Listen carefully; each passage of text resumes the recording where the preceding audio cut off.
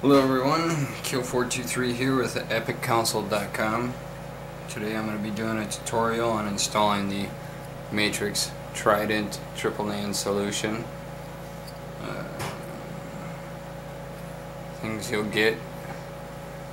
You get the Trident and then the wires in one package, and you get your switch and your sticky pads in another package. Make sure you check your package for both pieces. I just got done digging in the garbage to pull this back out. Now you'll have to bear with me a little bit. This is my first install of a Matrix Trident. I'm not a big fan of the product, but it was requested, so I am going to install it. The spot we're working with is going to be right over here. A good way to identify it is right here, and as you can see, I got the Team Xecuter post-out QSB here. There's the hole here.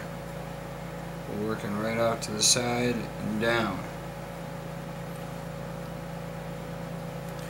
You got a row of solder points right here.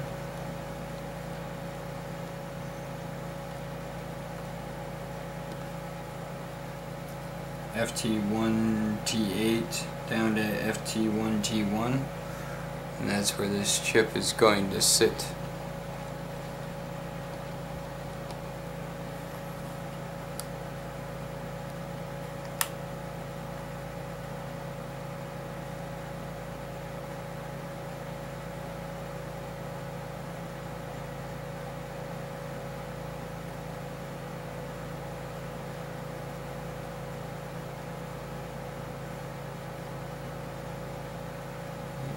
Kind of a tricky little bugger to get set into place.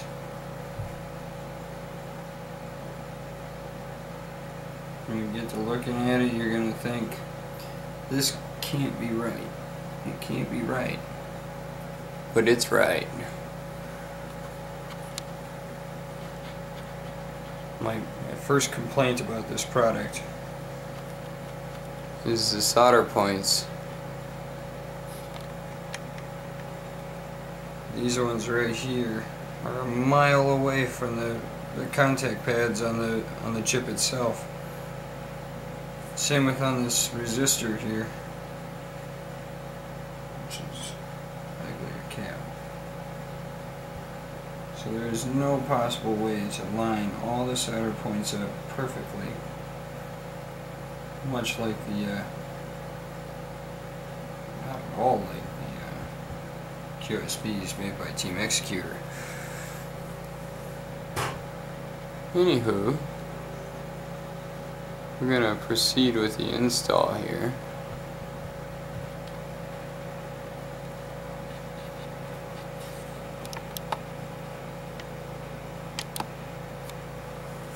These points here are awful close together,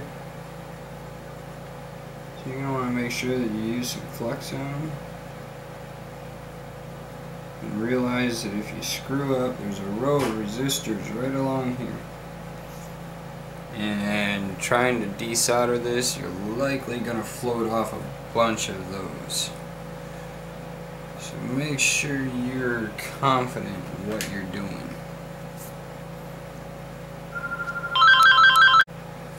Okay, let's grab some flux.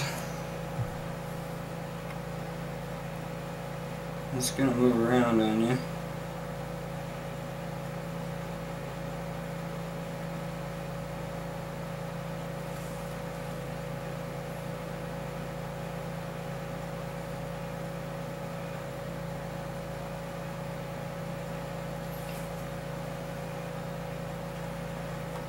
Now I have to square it all back up again.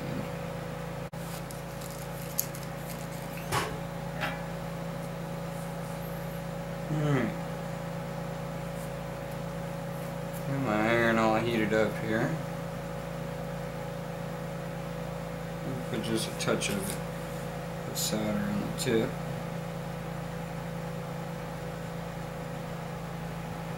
And I'm going to start with just tacking one spot. Just kind of hold it in place. Check and make sure everything's lining up here good. Looks good so far. Let's go through and start hitting the other spots.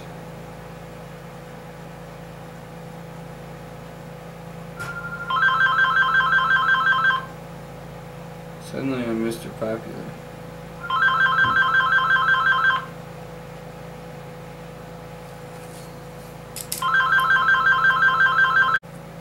Nah.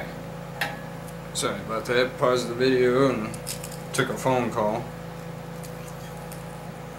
Okay, on to the next point.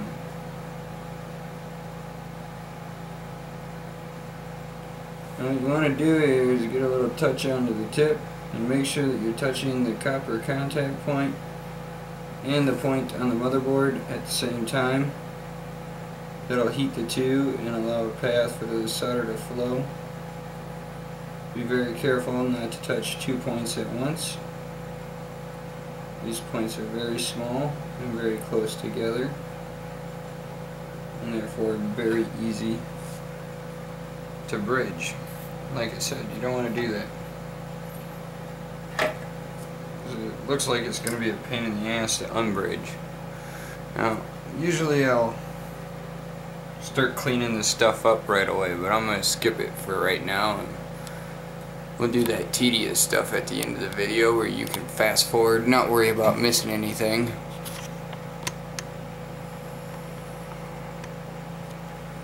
Alright, moving on to this side.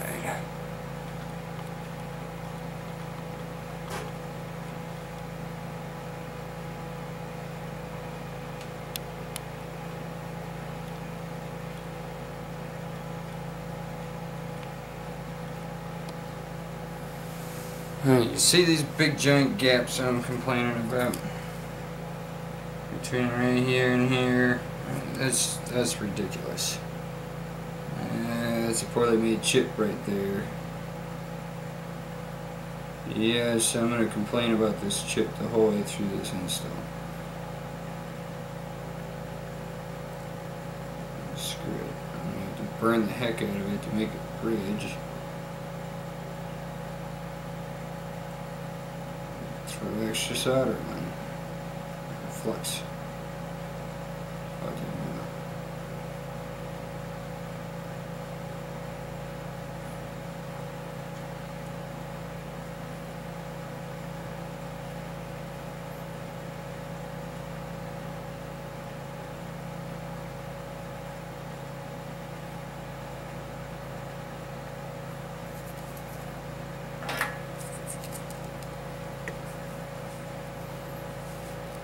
Start at the point that looks the easiest.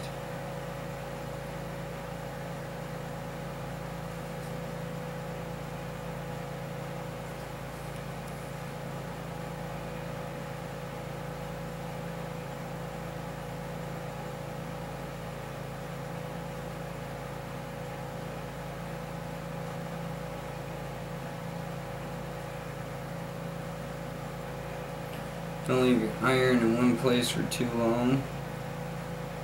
If you're having troubles with a point, move on. Allow it to cool. You sit and cook on one point for too long. These little tiny points here, the copper will pull right up off your motherboard in a hurry.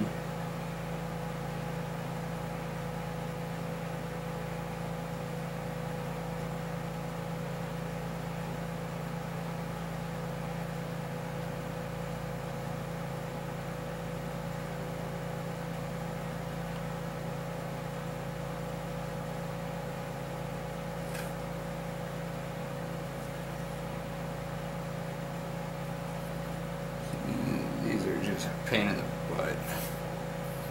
I wouldn't recommend this install.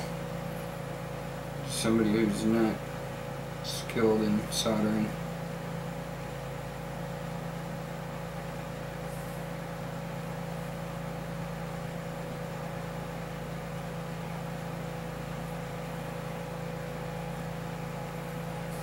And it also helps to come at it from the right angle.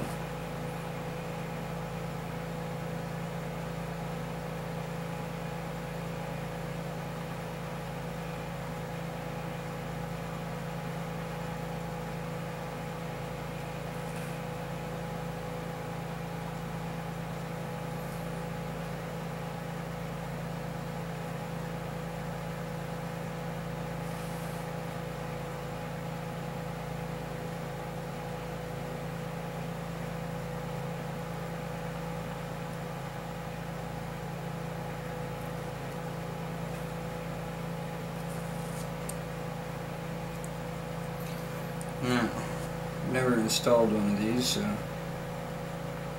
gonna just go ahead and flow these copper pads here, just because I don't know if I'm gonna have to attach wires to them later or not.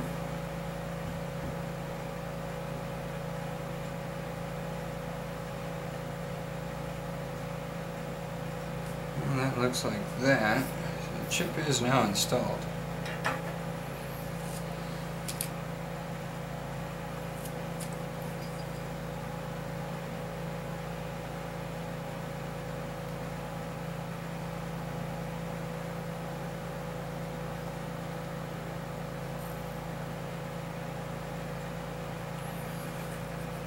Alright.